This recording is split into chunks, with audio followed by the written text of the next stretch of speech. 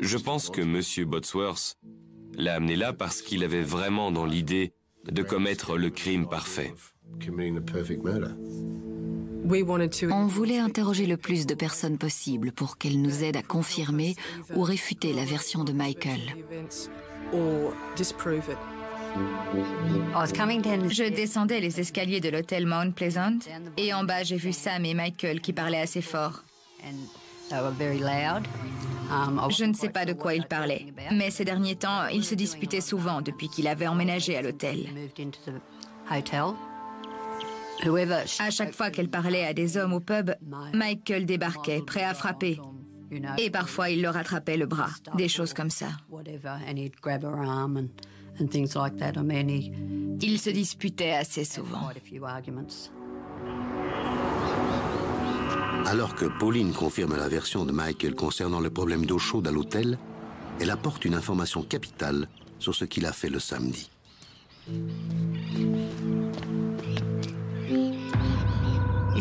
Il m'a dit « Je veux faire une lessive ». Il ne faisait jamais la lessive puisque c'est Sam qui la faisait pour lui. Elle venait chez moi, elle nettoyait ma chambre et elle emmenait mes vêtements à laver. Ou bien, elle me demandait de les lui apporter. Et ce n'est pas le plus étrange. D'habitude, quand il a les enfants, il les emmène en balade, se promener. Mais ce jour-là, il est resté à l'hôtel toute la journée, à se demander où était Sam. Et ce n'est pas tout. Monsieur Botsworth s'est renseigné auprès des gens de l'hôtel au sujet de l'heure qui était indiquée sur son ticket de caisse. Il voulait être sûr de l'heure. Vous vous souvenez de l'heure à laquelle vous les avez achetés? Si, c'est 18h44. Vous vérifiez toujours l'heure sur le ticket de caisse? Oui. C'est le seul moyen d'avoir l'heure, comme je n'ai pas de montre. Je vois. Je me suis dit que c'était très étrange qu'ils disent qu'il avait un ticket de caisse pour ses cigarettes. En général, on ne va pas voir les gens pour leur dire qu'on s'est acheté des cigarettes et l'heure à laquelle on l'a fait. De plus en plus d'éléments suspects s'accumulent. Le ticket de caisse, la lessive, la voiture en panne, l'aller-retour chez Samantha. Mais la police ne dispose d'aucune preuve pour contredire la version de Michael Botsworth. Il avait un alibi en béton. Ça nous a conduit à plusieurs hypothèses. Soit il était très sûr de lui, soit il était innocent, soit il essayait de se disculper pour ne plus figurer sur la liste des suspects.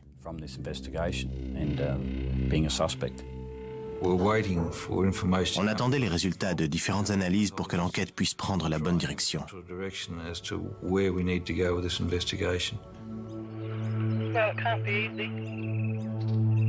Pendant ce temps, les enquêteurs se tournent vers une voyante.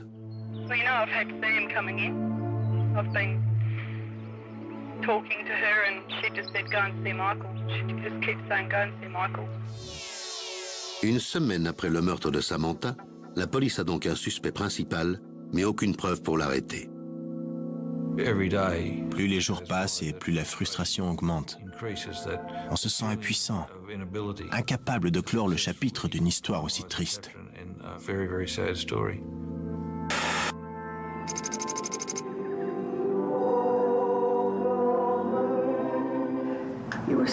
Tu étais si joyeuse. Et maintenant, tu nous as quittés d'une manière si tragique. Mais notre amour pour toi et ton souvenir resteront à jamais dans nos cœurs. La douleur se lit dans les paroles de cette mère dont les larmes coulent à la mémoire de sa fille, Samantha Botsworth. Une centaine de personnes a passé la porte de la chapelle pour lui rendre un dernier hommage. Ils ont fait le serment de ne jamais oublier Samantha et d'être sûrs que son esprit continue à vivre pour les 2 enfants qu'elle laisse derrière elle. Le fait que personne n'ait été arrêté était très frustrant, surtout pour les parents de Sam. Ils ne pouvaient pas faire leur deuil. Michael était toujours en liberté. Malheureusement, la police n'avait aucune preuve pour l'arrêter sur le champ. On ne pouvait pas soulager la douleur de la famille Hall, ni leur dire « oui, nous avons réussi à trouver le coupable », parce qu'on n'avait aucune preuve.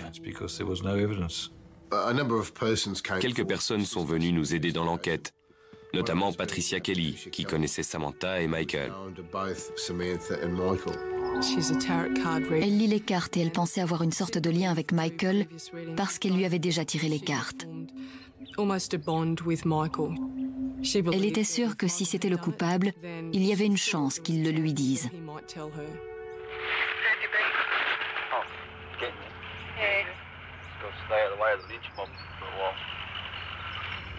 Avec l'accord de Patricia, on lui a posé un micro et elle s'est arrangée pour donner rendez-vous à Michael dans un parc à Gympie.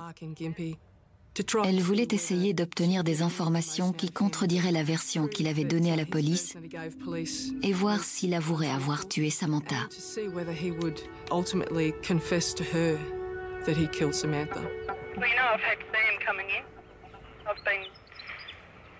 Talking to her, and she just said, go and see Michael. She just keeps saying, go and see Michael. And I put the cards out, and they weren't good. And it didn't look good for you. So whether it's nothing's been looking fucking good for me. So I know. But she keeps pointing the finger at you, Michael. I have to tell you that.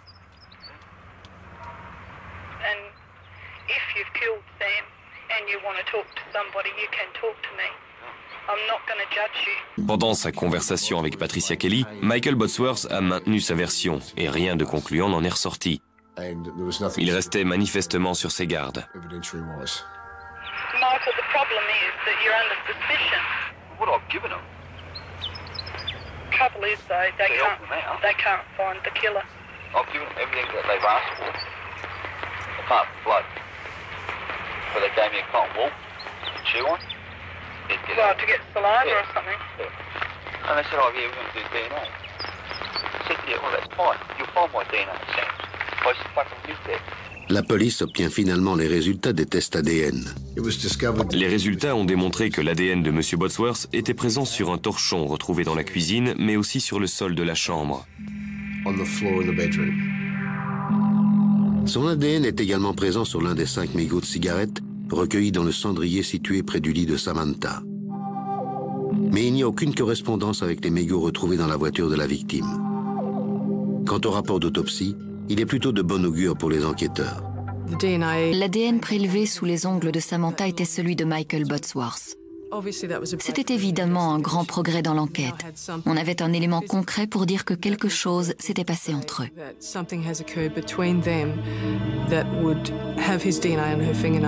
Michael Bodsworth a fourni à la voyante des explications plausibles.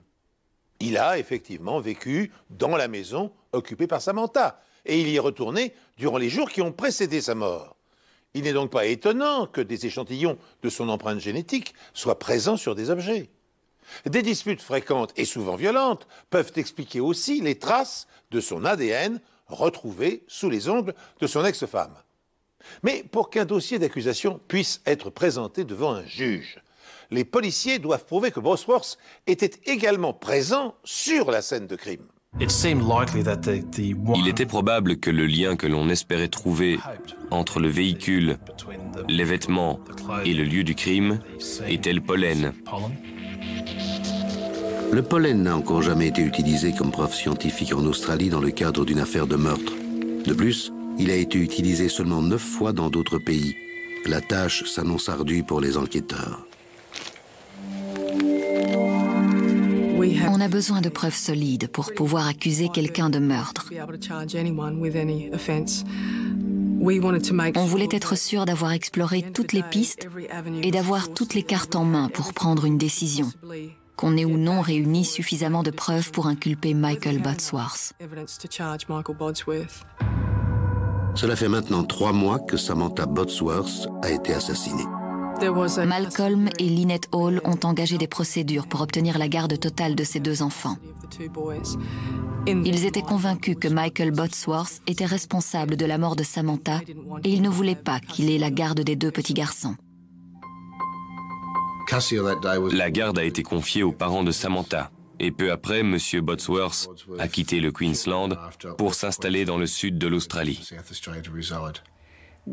Quand Michael Bodsworth est parti à Adélaïde après avoir perdu la garde de ses enfants, nous doutions vraiment qu'il soit un jour arrêté. J'étais terrifiée à l'idée qu'il s'en sorte, parce que ça voulait dire que je devrais vivre avec ça, et je n'étais pas sûre d'en être capable. Mais nous voulions essayer et laisser la justice faire son travail. Avant de partir, Michael Botsworth laisse une preuve de plus de son innocence. Il a placé une croix à l'entrée du parking où le corps de Samantha a été retrouvé. Mais la croix n'était pas à l'endroit exact où le corps avait été retrouvé, ce qui laissait croire qu'il ne savait pas où exactement la victime avait été abandonnée. Et ça donnait plus de crédibilité à son innocence.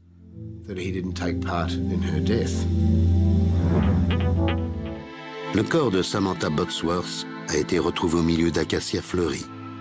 Les enquêteurs ont prélevé des échantillons et du pollen a été retrouvé à l'intérieur et à l'extérieur de sa voiture.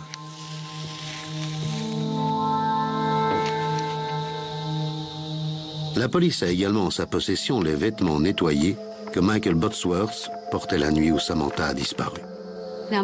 Mon travail était maintenant de découvrir si les échantillons de fleurs prélevés dans la voiture, sur les bandes adhésives et dans le filtre, étaient les mêmes que ceux prélevés à Noosa. Il y avait 2 arbres en fleurs quand le corps de Samantha a été découvert. Et l'un d'entre eux était vraiment très fleuri. C'est une espèce d'acacia bien particulière.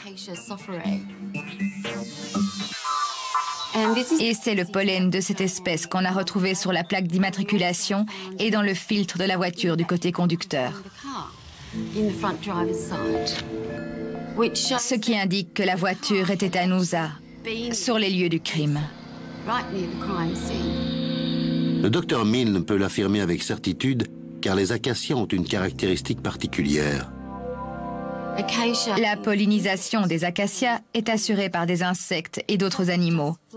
Le pollen ne se déplace pas tout seul. Il doit être transporté par quelque chose. Donc, si quelqu'un se frotte contre la fleur et qu'il monte dans sa voiture, le pollen passe des vêtements au siège et aux chaussures.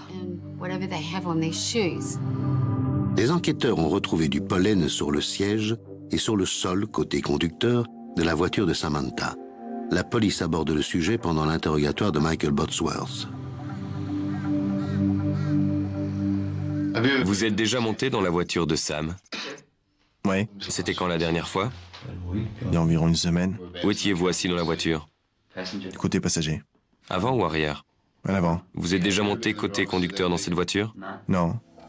Si Michael Botsworth était le coupable, on s'attendait à trouver le pollen de l'acacia sur ses vêtements. On aurait alors eu la preuve qu'il se trouvait dans la voiture. Mais il avait lavé ses vêtements après le meurtre et avant que la police ne les emporte.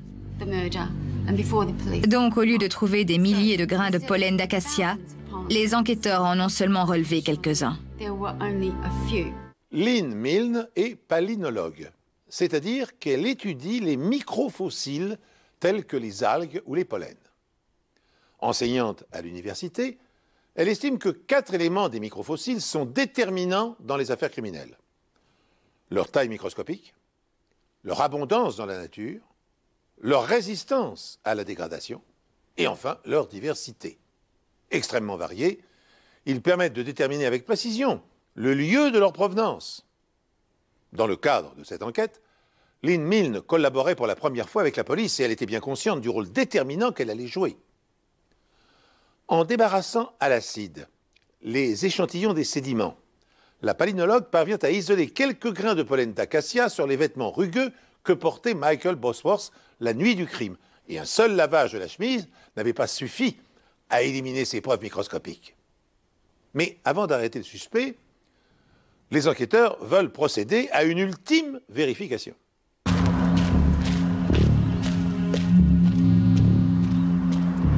On a décidé de refaire le trajet que M. Botsworth avait dit avoir fait l'après-midi du meurtre. C'était pour nous assurer qu'il n'y avait pas d'acacia le long du trajet, avec du pollen qui aurait pu se déposer sur ses vêtements. Si c'était le cas, il aurait eu une raison légitime d'avoir du pollen sur ses vêtements. Les arbres qui poussaient dans cette zone étaient bien en dehors du chemin, et aucune des espèces n'était fleurie à ce moment-là. J'ai pris du pollen des acacias de Gympie. Je l'ai étudié pour le comparer au pollen des acacias de Noosa. Et ils étaient totalement différents. On s'est rendu dans le sud de l'Australie pour parler avec M. Bosworth. On l'a rencontré à une station-service près de la plage de Christie's. Quand on lui a dit qu'il allait retourner dans le Queensland et être inculpé de meurtre, il a paru très surpris et inquiet. Un homme a été arrêté à Adélaïde et inculpé à Gympie du meurtre brutal de son épouse il y a 8 mois. Le corps roué de coups de Samantha Bosworth, mère de 2 enfants, a été retrouvé dans les dunes de sable de Noosa. C'est sur le chemin du retour qu'il a souhaité nous en parler et nous dire la vérité. Comme on n'avait rien pour l'enregistrer, on lui a demandé de garder ces informations jusqu'à ce qu'on arrive à Maroochydore, où on avait l'équipement nécessaire pour pouvoir enregistrer sa déposition.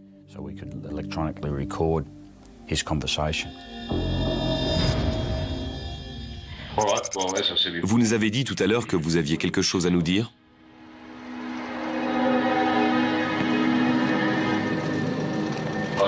Sam picked me up the night she died from Woolies.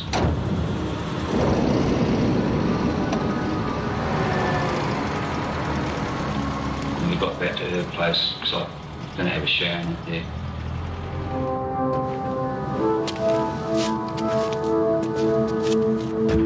What did he say? He said he saw you driving like an idiot in the car with the kids. And she was telling me that, after the weekend I can't see the kids and all this because their dad's been in the ear about, I drive dangerously with the kids in the car. And the kids, they mean everything to me. And then she said I couldn't see them. So I just sort of lost it. What do you mean you lost it? Well, I ended up strangling her somehow. I can't remember much about it. Monsieur Bosworth a ajouté qu'après avoir compris qu'elle était morte, il a paniqué et il a décidé de ne pas appeler la police. Il a préféré la cacher. Ensuite, il lui a enlevé ses vêtements et lui a mis ceux qu'elle portait quand les touristes l'ont découverte. There was marks on the top. On the white top, there was some marks there. She wouldn't go out like that. So I changed her. As if she was going out. Okay, all right. No, she doesn't go with dirty clothes when she goes out, so I changed it.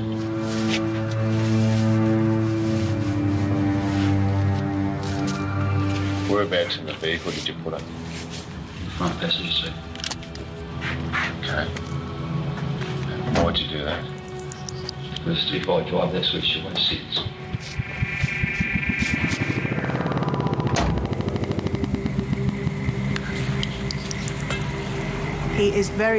C'est quelqu'un de très fort mentalement. Et je ne crois pas une minute qu'il ait eu la moindre hésitation. Il savait parfaitement ce qu'il faisait. Il avait tout planifié. Mais ce à quoi il ne s'attendait pas, c'était l'ADN et le pollen. Et le fait que tous ceux qui connaissaient Sam savaient que c'était lui. I drove her car back to Gympie and parked her car at the night disco. And that was it. Can I ask you why you did that? As if she'd went out for the night or something, you know. Quand le corps de Samantha Bosworth a été retrouvé dans les dunes de Noosa, la famille de la victime a suspecté son ex-mari Michael James Bosworth. 7 mois plus tard, les expertises médico-légales ont prouvé sa culpabilité et le mécanicien de 36 ans a été inculpé de meurtre. Malgré ses aveux à la police, Michael Bosworth a plaidé non coupable. De toute façon, quand vous risquez l'emprisonnement à vie, vous n'avez plus rien à perdre. Alors pourquoi ne pas plaider non coupable ? Au bout du compte, le jury a vu clair dans le jeu de Michael et il a tenu compte des preuves rassemblées par la police.